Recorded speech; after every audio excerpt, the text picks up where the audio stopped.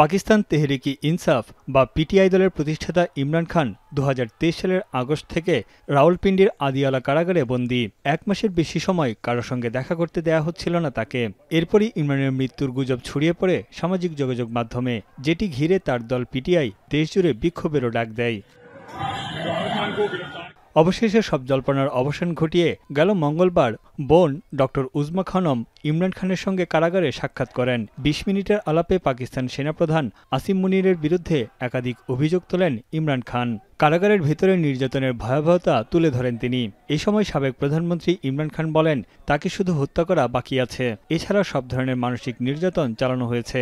সারাদিন একটি কক্ষে তাকে আটকে রাখা হয়। কারো সঙ্গে দেখা বা কথা বলারও সুযোগ নেই। সাক্ষাৎ শেষে উজমা খানম সাংবাদিকদের জানান, তার ভাই সুস্থ আছেন, তবে তার উপর প্রচণ্ড মানসিক নির্যাতন চালানো হয়েছে। 1 বছরেরও বেশি সময় ধরে স্বাস্থ্য পরীক্ষার সুযোগ থেকেও তাকে বঞ্চিত করা হয়েছে বলে অভিযোগ করা হয়। डिस्टर्ब इस तरह थे कि गुस्से में इसलिए थे कि इन्होंने आइसोलेशन कहते हैं, ये फिजिकल टॉर्चर से मेंटल टॉर्चर ज़्यादा बुरा होता है। और इवन आप अगर ह्यूमन राइट्स के जो आप रूल्स देखें ना, उसमें ये भी टॉर्चर में ही कंसिडर होता है जो आजकल कर रहे हैं। বোন উজমা খানম আরও জানান, কারাবাস, নির্যাতন ও যাবতীয় ষড়যন্ত্রের জন্য পাকিস্তান সেনাপ্রধান জেনারেল আসিম মুনিরকে দায়ী করেছেন ইমরান খান। এ সময় আসিম মুনিরকে উগ্রবাদী ও রক্ষণশীল বলেও মন্তব্য করেন তিনি। ভারতের সঙ্গে যুদ্ধে জড়াতে আকুল হয়ে আছেন পাক সেনাপ্রধান। ইমরান খান ক্ষমতায় আসলে প্রতিবেশী দেশ ভারতের সঙ্গে সুসম্পর্ক গড়ে উঠবে বলেও দাবি করেন উজমা।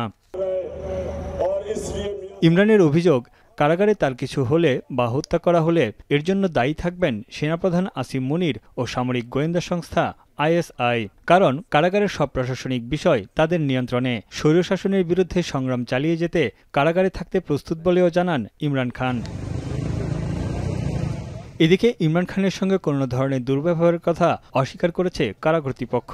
দেশটির তথ্যমন্ত্রী সম্প্রতি মন্তব্য করেন, কারাগারে ইমরান খান 5 তারকা হোটেলের সেবা পাচ্ছেন। তানভীর জনি, এখন বিশ্ব।